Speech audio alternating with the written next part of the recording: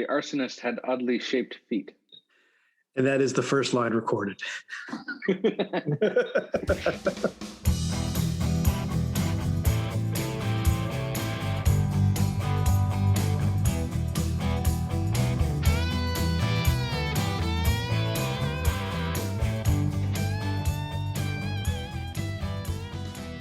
Hello and welcome to the first episode of Cinema Decon, deconstructing and overthinking the movies of our younger years. My name is Steve Epley, and on this podcast, we will revisit the movies that we keep in the back part of our minds as flawless masterpieces, untouchable by any criticism, and hopefully they stay that way. Join us as we rewatch a randomly selected movie from our list of 300 plus from the 80s, 90s, and 2000s. A little about myself. I come from a small town in Illinois where I developed a sincere affection for many classic movies as I grew up and then went on worldwide travels. Eventually landing here in Atlanta, where I met my co-host and partner in pop culture, Aaron Harned. Mr. Aaron, tell our listener about yourself. Thanks, Steve. Well, I come from the wonderful world of Oz, also known as Wichita, Kansas. Grew up there, high school, college, etc. Did a lot of world travels for a while, and just like Steve, I ended up landing here in Atlanta through some mutual friends, and that's how Steve and I met. Basically bonded almost instantly over pop culture, nerdology, geekhood, pretty much anything movie, music, TV related. 15 years later, we decided to actually talk about it openly. Or live, for that matter. Live, recorded it in front of a studio audience, at least. Yeah, Aaron and I met through work and eventually went on many travels together, in and out of several countries. At its core was always just movies, talking about movies, quoting movies, and somehow comparing every situation we were ever in to a movie. Yep, we have spent many a night in the same foxhole, discussing movies, TV shows, pretty much anything pop culture. There have been several conversations entirely in movie and TV quote. Yeah, for me, it was either the old VHSs from the local gas station rental back home in Illinois, or even better, the hard drives overseas that had a plethora of quote unquote legal movies. I'm sure they were all acquired in the proper format, but a lot of those movies are where I caught up as far as the late 2000s, the shared hard drive. Of course, as we all know, everything acquired overseas by military and defense contract personnel is completely legal and above board. But I'm with you. It started at way early days, way even back in the days of the wonderful Sony Betamax. See, I never had the Betamax. Yeah, the Betamax didn't live long in our household. We eventually got a VHS because that's what all the cool kids were doing. And Sony went the way of the dodo. Unfortunately, it was a much nicer format to play around with at the time, but that's what happens. I got lucky in 1990 when we moved from one small town to another, but I had a friend who had the magic black box who was building his library. And so at 10 years old, a neighbor down the road had just any movie you wanted, with just completely ripped from the local, not Blockbuster. That takes me back. Growing up, like in the high school eras, I had one of my best friends, Molly, that worked at our local Blockbuster. So we basically lived in and out of that Blockbuster every weekend. I honestly remember growing up and hitting the local. We didn't even have a Blockbuster by our house. It was a one-off like movie gallery or Hollywood Video, I want to say. And I'm pretty sure I ran through the entire collection of Friday the 13th, Halloween, Nightmare on Elm Street, Evil Dead, pretty much all the campy 80s and early 90s horror movies over and over and over again. There may or may not have been a few Transformers, the animated series rentals, pretty much anything I can get my hands on. And the movie. My first horror movie rental that I remember was Ghoulies. And there's a reason for that. This is in 1984 when it came out on VHS. So I was 4 years old. My parents rented me Ghoulies, but there's a reason. Because my older cousin recommended Goonies to my parents that they should rent that for me. Mistakes were made. I have not watched it since, and I hope it's not even in our list. I don't know if it is, but I don't think so, but I might have to add it just because of that soundbite. I may have to add it just because I eventually watched Goonies and fell in love with it. But yeah, Ghoulies was not what we were expecting. Yeah, this doesn't sound right. It would be even funnier if it was in the Goonies box, but had the wrong tape, like would happen quite a few times back in the old DVD and VHS rental era. Well, in my little town of 300 people at the time, there was only one place to rent movies. That was at the local gas station, Jack's Gas. And if you could get any sort of new release out of there, that was an event. They usually had 2, maybe 3 of the new releases because there was only just, a single, 3 feet of a wall of just a couple movies to rent. That was it. And then, say 10 years later was when we got our Blockbuster imitation, which was called Video Vision. And there you could rent Nintendo games too. So that was big time. That reminds me of another story like from my childhood when I was in maybe the end of elementary school or early junior high. There was another friend of mine. I honestly can't remember his name now, but his parents ran the little one-off video center store down by my father's house. So he could just walk in and take anything he wanted at one point. He may or may not have slipped in some more mature titles from time to time. I, of course, being the gentleman, never partook in any of that. Any of the other movies, we ran through a lot of movies and a lot of obscure Nintendo games that I would have never paid to rent at the time because they were just really weird stuff. Did you have the old video store that had the saloon doors in the back or the curtains? Now that I think about it, you walk by and you just kind of try to sneak a peek 15 years later through. And looking back on it, I remember thinking, oh, yeah. The obsession started way young with just an absorbent amount, a plethora, if you will, of availability of weird and odd movies almost for free. And that got me started. He's actually the one that got me. I remember the first movie we ended up watching was Tremors. And we actually grabbed the TV and hoisted on top of a building to watch it on the building to get the whole feel, because in a lot of the movie, they're all standing on top of buildings. That kind of gave it a little, not Inception. Authenticity. Yeah. It definitely put us in the series because it wasn't the first time I watched it up there, but we watched it maybe the second time up on an actual roof. So at a minimum, this podcast gets us the ability to rewatch all these old classics. I mean, it's really the point of it all. All these other things about, developing our, does something hold up or, is this joke bad now? It's really an excuse to watch old movies and talk about them. Yeah. And hopefully some people listening and enjoy the conversation. Yeah. I'm basically using this podcast as an excuse to just continue binge watching all the movies and my kid as from when I was a kid, and under the guise of making sensible dialogue about them later, most of which I just make up off the top of my head. There are a lot of classic movies that my wife has no desire to watch with me. I love her, bless her heart, but she has no desire to watch some of these old absurd, comedies or relive my childhood. That's fine. Yeah, I disagree. She is required to listen to the podcast and provide a 5-star review on iTunes. Well, you got to have standards. So I reach out to Aaron. Hey, want to start a podcast? We're going to watch old movies. Yes. Twisted my arm. Many, many, many seconds of deliberating on that. So the way I was envisioning this is, so you got a little bit of intro music, and then hello, welcome to the whatever episode, Cinema Decon. You give a greeting, then we give a spiel of what we are. Especially this first one, we'll probably talk a little longer about what the project is for and what we're trying to do. In my vision of it was that say sometime in our late teens, in the 20s, is where we develop actual taste. Much of what we're going to watch, we haven't seen since those late teens, 20s, since that turning point.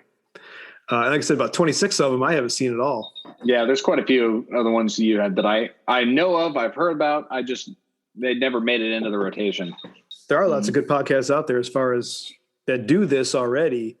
And you listen to one, you're like, they're missing this, or oh man, they're so wrong about this scene. Yeah, so hopefully we're not just completely doubling up on something that's already been done. That's the only thing. We are. We are, but a lot of them are film people. Yeah. Like when I did my artistic film thesis, I learned about the Coen brothers, or I learned about Citizen Kane. Like, I just watch the movies and I just know if they're good or not. Underqualified overthinkers. I can watch an old movie and say this is terrible, but I'm having fun. I mean, half the movies on our list we'd probably classify as terrible movies. Oh, absolutely. Some of the best movies on that list could be terrible movies. Probably more. Coneheads itself is a 5.3. Yeah, see, I can already, yeah. Today's movie is the 1993 movie Coneheads, directed by Steve Barron, starring the incredible Dan Akroyd and Jane Curtin. Aaron, what do you remember about this movie? Primarily, I remember a lot of people not wearing hats, mostly because they can't seem to find any that fit their giant heads. I also remember a lot of people. But they had the sex rings. They had the sex rings. A ring is not a hat. We've had this conversation before. We cannot replace rings and hats. I don't want to go over this again. I also remember it was a very progressive movie where nobody even wanted to bring up the concept of having an oddly shaped head for fear of offending the other person. So it was kind of the woke movie of the mid-90s. It was ahead of its time. I can't even count. This is how little. Yeah, early 90s. Something like that. We'll cut that out. It's okay. We're not going to cut that out, are we? So do you remember seeing this movie at all? Yes, I do remember the first time seeing this movie. I actually saw the movie well before I saw the original skits on SNL.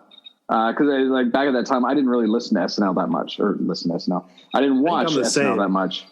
Looking back, it surprised me because when I did start watching SNL, it was the original crew for the longest time, and it was always renting the VHS. Of them.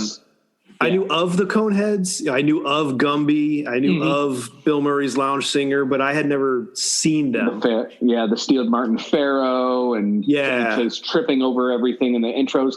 That's how I got introduced to SNL. You know, you had the great stuff back then with Wayne's World and then Coneheads and the Pharaoh. But I had not seen any of that before the movie came out. So I was definitely behind the times. So this was definitely a home rental for us in the early 90s or mid 90s. I just remember seeing it. I remember seeing the VHS box, the family watching it, mom not laughing, dad laughing.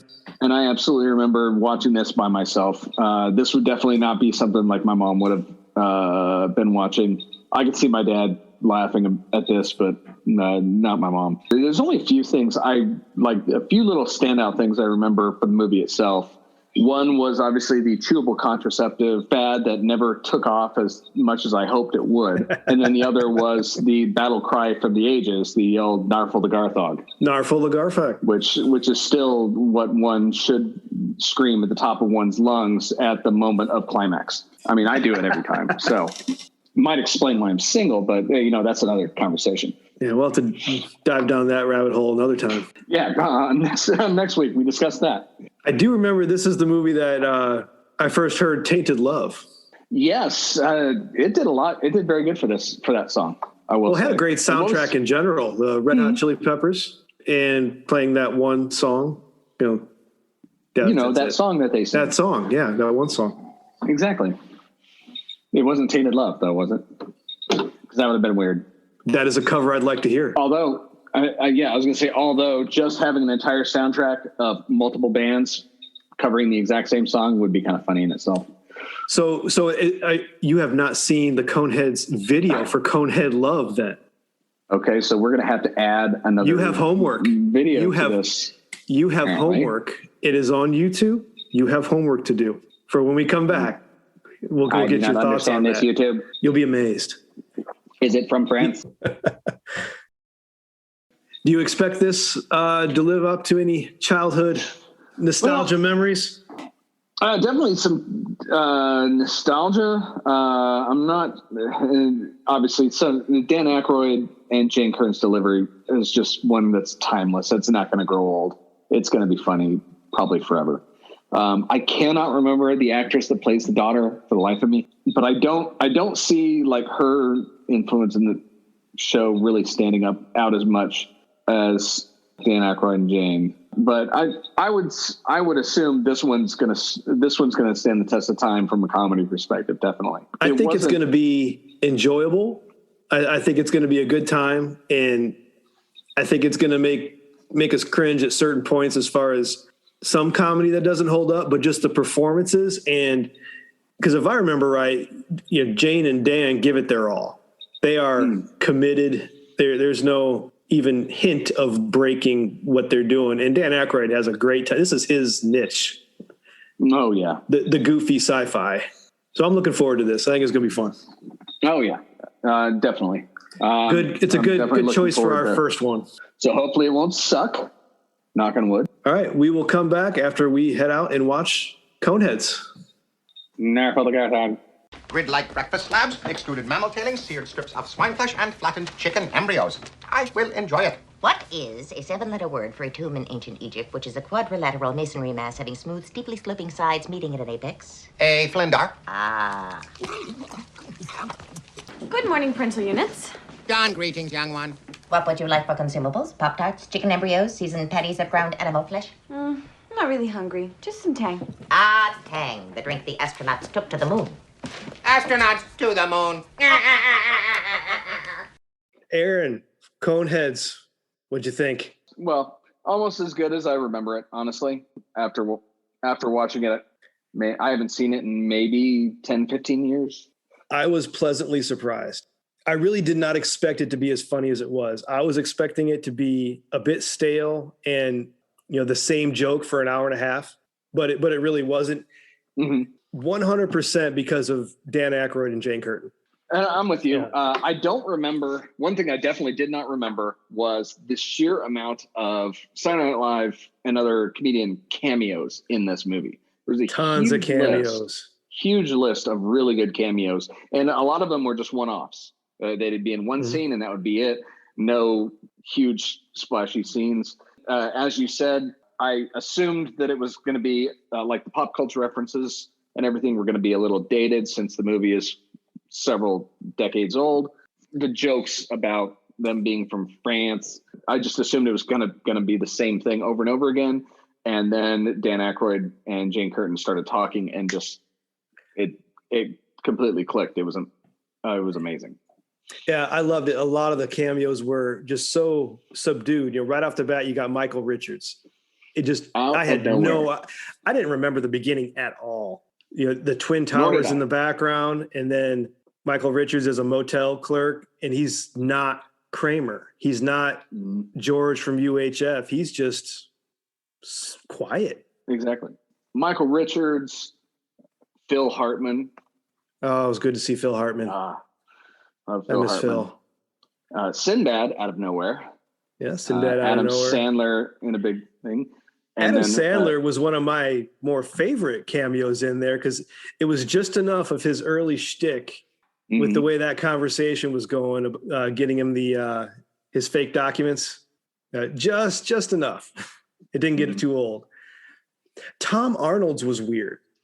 Tom Arnold seemed to be the only person in the Coneheads universe that thought the shape of their heads was abnormal. And he was an asshole. Ever really said, yeah. It wasn't and the one person saying the entire movie that did notice it, and they had to make him an asshole, which was kind of odd. And a complete one-off where he was done. That was it. He said, "Hey, weird head," and then turned around and left. He even called Chris Farley chubby. Yeah. Just right. That was an odd cameo from him. And then a lot of the little mini cameos, like Drew Carey as the cab customer, his first cab customer. And Ellen DeGeneres as the swim coach. Her first TV role, I think, or film/TV role. I think. One thing I never noticed that Tim Meadows was in there. He was the first one killed in the arena. Yes, I had a joke about that with the black guy dies first. That's one of the tropes that just will never get old. not to sound bad, but that one just keeps going on. Well, you watch the movie and you're counting the cameos and you just, hey, look, it's him. Hey, look, it's her. Hey, look, it's Tim. Oh, Tim. Oh, man, why'd they have to? And then they threw in Jason Alexander with hair. I almost didn't recognize him. Hair. Hair. I like how they make his toupee a joke, though. Turns on the lawnmower, he's holding it. Yeah. I honestly wouldn't have recognized him if it weren't for his voice. But to me, the two that I like the most, aside from obviously Dan Akroyd, Jane Curtin, is the dynamic that Michael McKean and David Spade had. I have so much love for Michael McKean in this movie. He was great. He is very dedicated to being that, that corporate, not like government, really. He's that government agent that must get his guy, and he's not breaking that at all until he gets a promotion. And he's like, yeah, screw it. And then he's, whoop, see you later. Yep. It's like, oh, I know that guy. I know that guy well. And then, like you said, off to the side, David Spade, we know that guy very well. That character he is the corporate lackey. The corporate lackey, the corporate kiss ass, tries to take credit for literally everybody's work. It's like, ooh, he's not in a good mood. You better give that to me. And, oh, hey, sir, look what I found.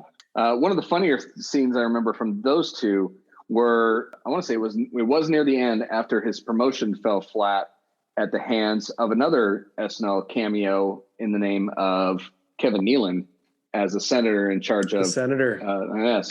Yeah. After he's kicked back down to have to solve this INS issue with family Conehead, he and David Spade pose as Jehovah's Witnesses to try to get invited into the Coneheads' house and basically question them.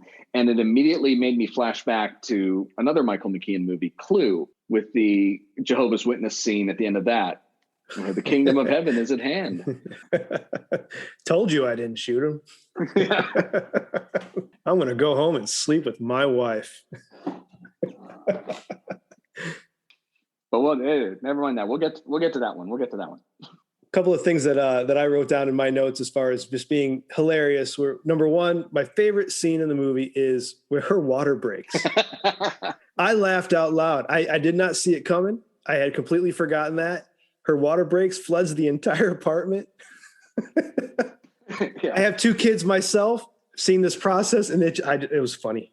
Oh, it was classic. And just her reactions, her voice and her reactions when things like that happen, or pretty much anything. When the water breaks, when she sees the eggplant in the grocery store, and she just goes, ah!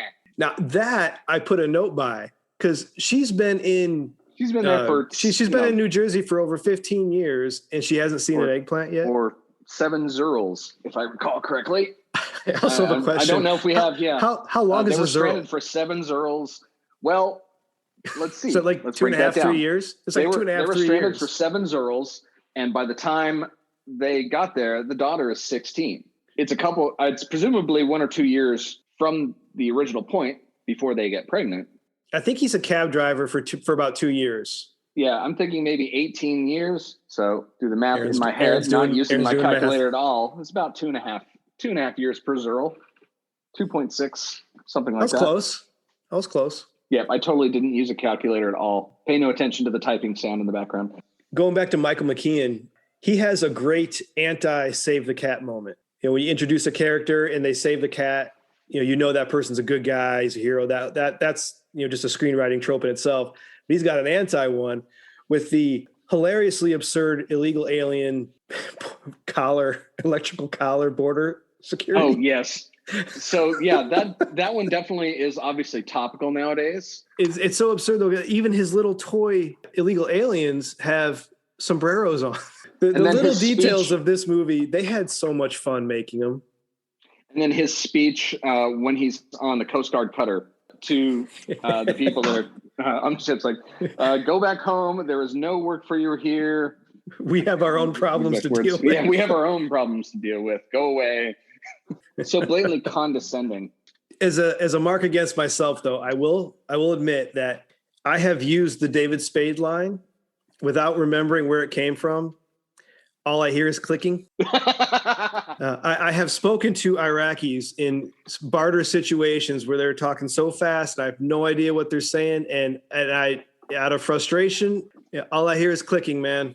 Yeah, I'm not proud, but yeah, I've said it. But now I remember where it came from. Oh, there you go. Did you notice that the rules that Sinbad gives him in the beginning is what he follows to the end? Yes, I have that listed. Look good, be your own boss, and cash only. Don't get tied to a desk. Yeah. And that's what keeps him off the grid. He's his own boss, and he only takes cash. That's what keeps him off the grid, and he can use his own name, Beldar Conehead. Yeah, it wasn't until he got back on the radar by winning that contest. His logo. Oh, that's right. The logo. He was using the Remulac logo in his driving instructor school. That is correct. One thing, which is a knock against the movie, inconsistency of the teeth. Throughout the movie, once in a while when they show the bottom teeth, they're regular. And once you see it... You're talking about before he got him capped by John Lovitz? Yes, but even when they're on Remulac, the other people, because they all kind of talk with an overbite, so you see the top teeth a lot. But once in a while, there'll be a close-up, and you see the bottom teeth, and they kind of half-assed it on that. Kind of budgetary issues. There were quite a few people in those scenes that they would have had to get prosthetics for. So yeah, especially when you have 3 rows of teeth, which apparently did not seem to phase John Lovitz one bit. And open, please. Who was not wearing a mask as a dentist. And close, please. Having to, and when he opened his mouth super wide to where he couldn't fit the nitrous mask over him, he just shoved it into his mouth. Which looked really good from a special effects, just a little bit of practical, the prosthetic there for the dentist chair. I loved that. So much better than the Subway sandwich. That looked bad. However, I have a note on the Subway sandwich joke that no one in the movie made. Just is it about her or about Chris Farley's mom? Both. Also, yes. But there was the other one. As speaking of someone that has not specifically gone through childbirth yourself, obviously, but has a family, how closely would you relate the Remulac childbirth phase? And why in God's name were 2 of his employees taking pictures in there? That's all I want to know. Because that was very violent. They all thought it was normal. Except when... That seems to be a trend. Except there was the Sinbad line. Get it off me. he got sprayed during the birth. Oh, man, that was crazy. Other than the nurses fainting. Or there was the one scene, the nurse walks in, and then the camera stays still. The nurse walks in past the camera and then just backs away slowly. Like she's scared for her life. I did like all of the little jokes in the background that they never point out and never bring attention to, such as at the very beginning, she's reading the Bible and she's cracking up. From research I did that supposedly she was reading Revelations as far as how the world ends, and she was just laughing about it.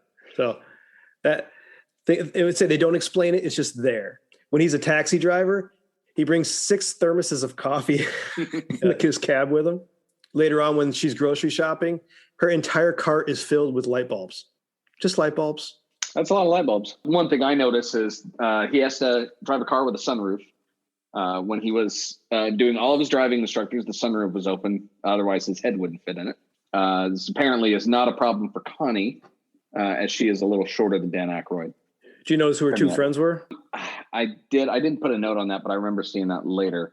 Parker Posey and Joey Lauren Adams. That's right. The same 3 girls Parker from Posey. It was a Dazed and Confused girls. Nice little throwback there. What's your take on Connie? I mean, you could kind of throw any actress in there. I honestly, remembering it before watching it, I honestly assumed that this was like a well-known actress that I just couldn't remember who it was. And to find out that it was, I mean, nothing against her, it just wasn't a high-end or an SNL actress. It was kind of just a random choice. I think she did a very good job. Connie as a character was kind of interesting. She's obviously aware that they are aliens.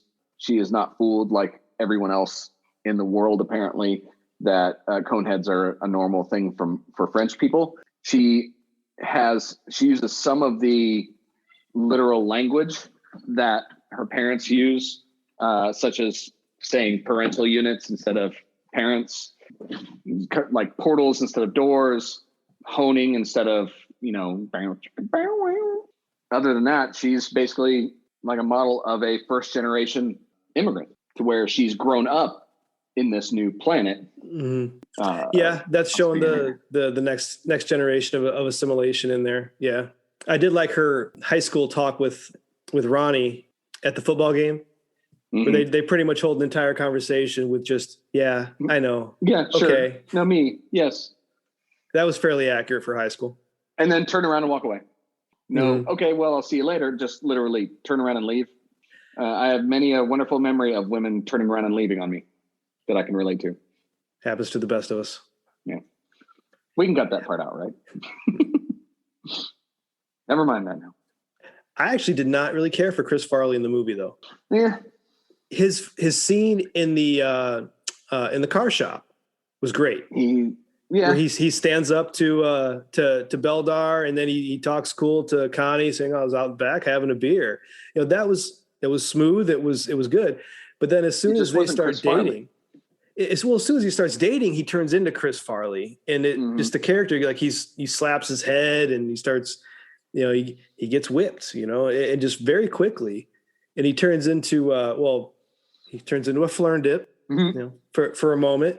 But I just didn't really care for his character. That could have been any actor. Just didn't really care for it. I thought could have been done better. I was pleasantly surprised at the soundtrack in the movie with the music they had. To me, I would say it still holds up today. Things like Bare Naked Ladies, Red Hot Chili Peppers. Do you notice they played the song is Soul to Squeeze? Forgot the name of the song before we watched it, but they played it twice. It was during the Flern dip scene. Mm-hmm. And then later on when they're using the rings. Yes. But I loved the use of Kodachrome, the old movies. Although I have a question flagged of who's taking the home movies? Who's recording those?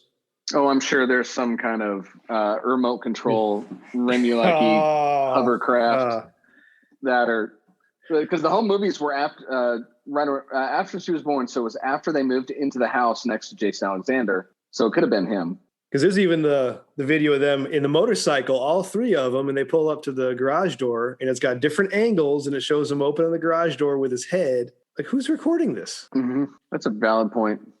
I say Remulak hovercraft. Blinded by the soft tones of Paul Simon. And also for the time frame that they'd be in, so this is supposed to span 16, 18 years, right? Do they date the movie with a year? Not really. Not really. But it's supposed to span about 18 years. So does it start in the 80s or does it end in the 80s? I think it starts in the 80s and ends in present day, which would have been 93. I would assume that. So early is that quality of home movie footage seemed a lot older, or at least a lot lower tech. It was little Connie in the motorcycle, so you would have. If it was 93 and it's 16 years, that's 76. So maybe that's a little closer. But I don't recall the scenery back then being very 70s-ish. More than likely, it's one of those just don't think about it moments where the past is 1985, the present's 1985. It's a movie about aliens. We're supposed to think about it. That's why we're here, man. Mabs. Let me ask you this. What kind of costume party is this? Have you ever been to this gigantic costume party at a country club where there's teenagers and adults and they're announcing golf trophies?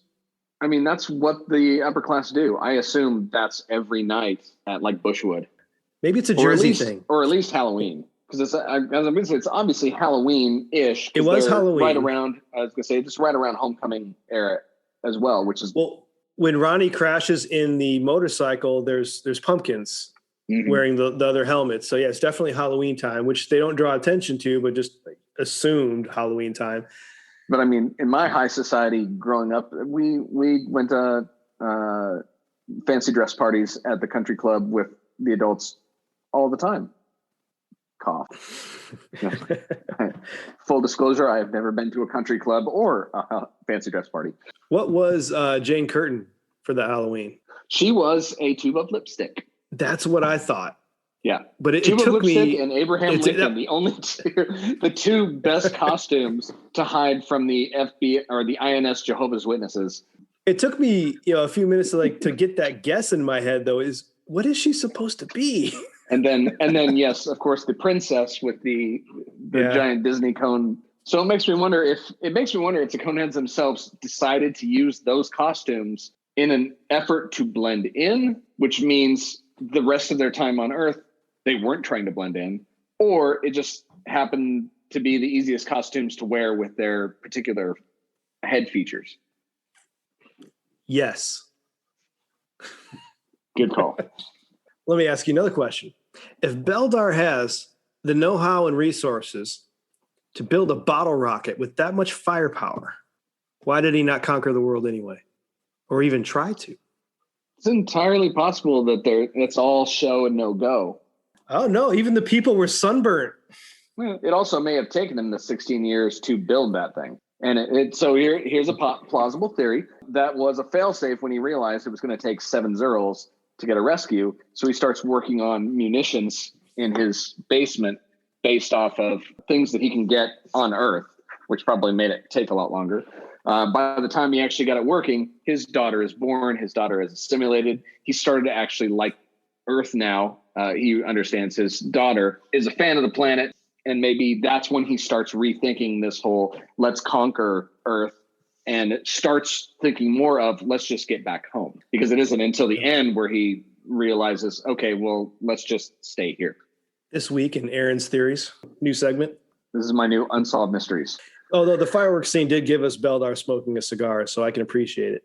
Which I honestly expected him to smoke in one giant inhale, very similar to the Subway sandwich. I wanted him to turn around, hand him that cigar, and just go, and then pick another one out. Oh, that'd be a waste. That's entirely what I expected. But yes, I do remember the entire pack of cigars. I mean, the biggest laugh I got was probably the Subway sandwich and the ensuing comment from Chris Farley about his mother. Because there are several levels to that joke. There would be a lot to unpack on that particular statement, yes. Yeah, we all saw it. We all know what it meant. No need to go into it. There are many, many different levels. They're like layers. Is there anything you didn't like in the movie? Aside from, as you mentioned, like Chris Farley's character, not so much Chris Farley, the actor, but Chris Farley's character. I think that could have been a little better with a different casting choice. I like Chris Farley, just not in this particular moment. One of the weird scenes that just looked really out of place for me, maybe it was just, and obviously it fits in because it is on an alien world, but when they're standing around the High Master and going through all the spoils of Earth's not so much conquest, but safari up to this point before the attempted conquest, when he's handing over all the things, obviously, there's the curtains encircling everybody in the background. And then once he'll hand something to the High Master, a guy will like float down on this curtain, grab the thing, and then just float up into nothing. Like, that was odd and never explained. Is that their job? Do they just hang around there to be human elevator or like Remulac elevators to a storage room up in the ceiling? What do they do with that? Remulac itself is odd in general in their evolution. I mean, they have interstellar travel, they have firepower, they have crazy communication and tech skills, but then they're still terrible doing court system. They're still doing gladiator style trial by death, in which obviously the Garthog that is to be narfled reminded me of a very stripped down version of the Return of the Jedi Rancor with a nose ring. Well, yeah, because he's street. Yeah, he's hard. He's edgy. Yeah, this is the 90s. This isn't the 80s anymore. He's seen things. Thing that I was sad to see was the fact that the condom chewing gum never actually took off. I assume that was going to be a huge fad through the mid-90s. Never really happened. That was pretty funny, though. The running joke of just the blowing bubbles with the condoms. David Spade's reaction to the High Master chewing the condom was pretty great. One thing that I completely did not remember at all and kind of surprised me was the shower scene in the country club where Beldar drops his towel and walks away. And you get to see a full rear shot, Remulac backside. A little disturbing. We saw way too much Akroyd in this movie. That plus the arena fight scene. There's a little too much Akroyd in that one as well. I mean, did they have to wear just bandages? Weird choice. Say, if you think back to like the Roman gladiators, they wore similar, but they at least also had armor. The weapon choice was a little odd too. Everybody got a straight stick and a handheld hook that looked like an eagle talon. Basically, a little plot armor so that Beldar could eventually build his own driver, or which wedge, was at least. a good throwback to his winning the golf trophy. Mm-hmm. So that was earned. So that's some character development. Character development wise, I think Beldar had a solid arc, all because of his daughter. I mean, he turned into a great father. You see him driving around the teenagers, gritting his teeth. He made his daughter happy. And then, as he says in the end, he gives her the world. Yeah. The one big lesson that I learned from this movie is that if you're on the run from the INS, do not live in a house at the end of a cul-de-sac. That will definitely impede your chances of escape unless it happens 7 zerls after your initial call for help. But it's all right because no one's going to see that ship coming. No, of course not. they turn all their lights off. Well, they engaged their cloaking device. Yeah.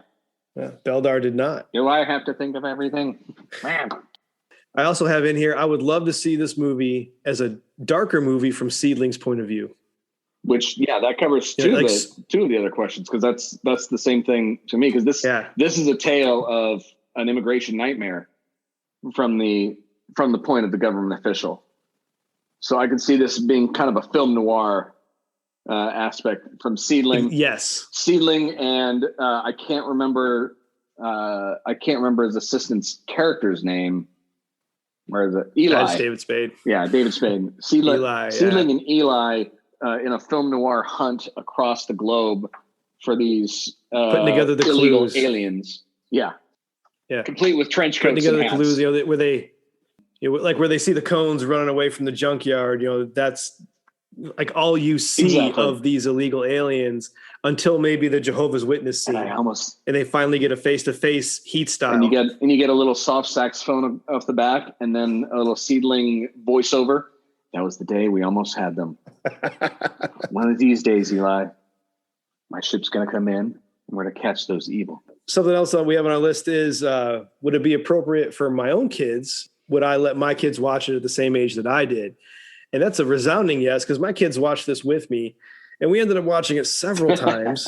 They loved it. They had so many questions. So many questions. All the questions. Daddy, why does that bubble gum look weird?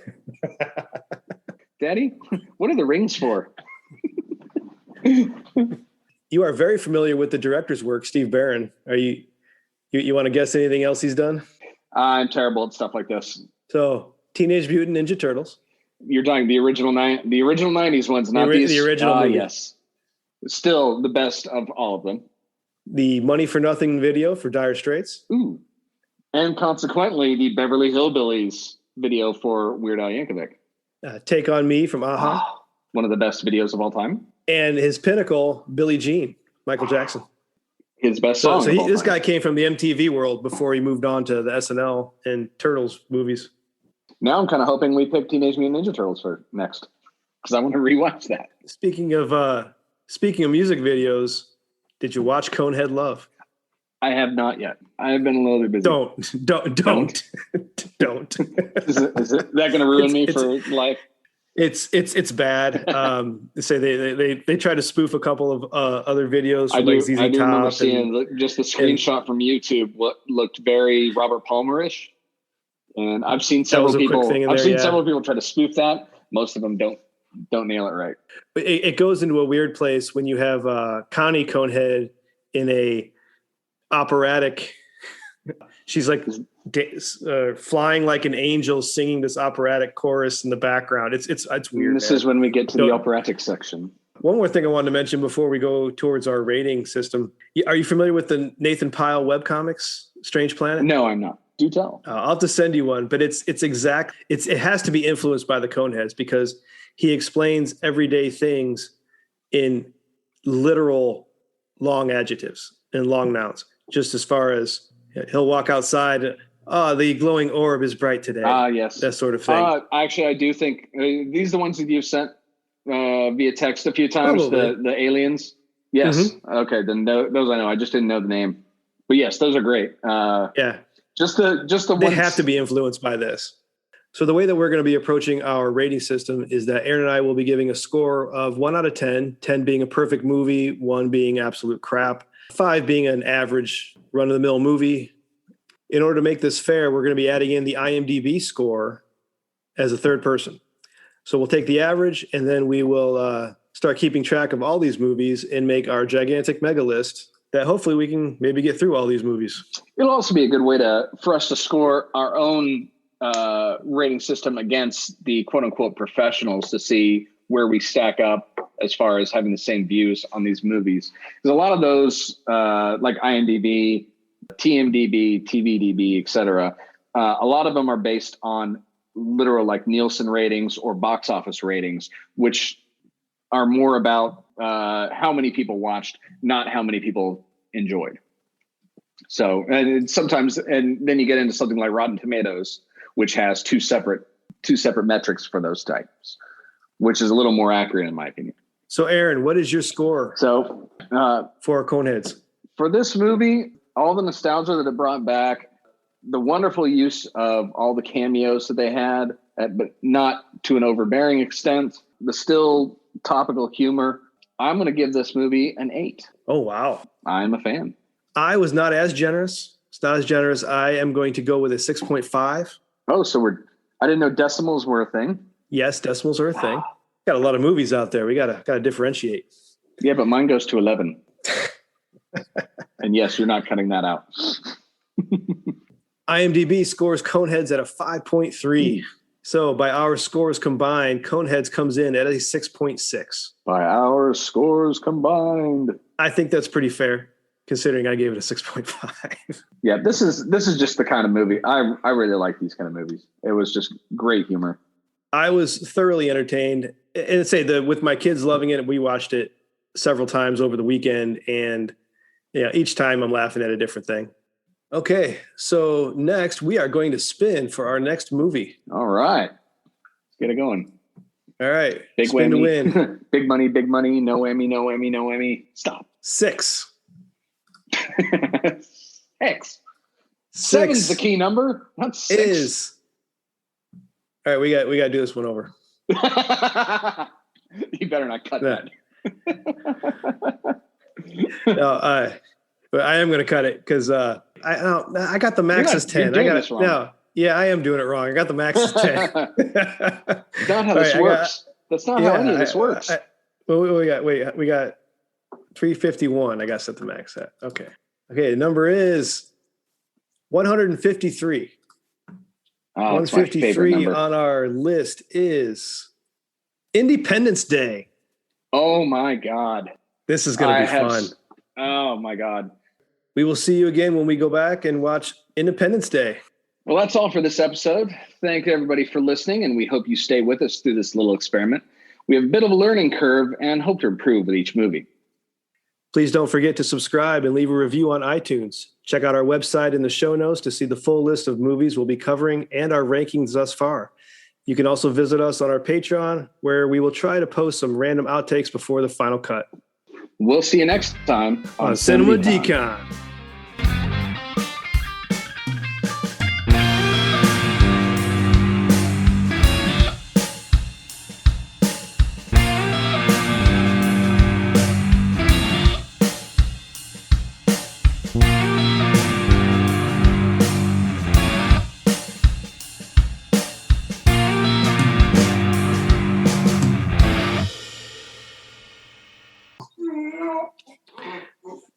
Dogs. Is that a giraffe? Is that a dying giraffe? It's Winston. Sounds like Stevie Nicks.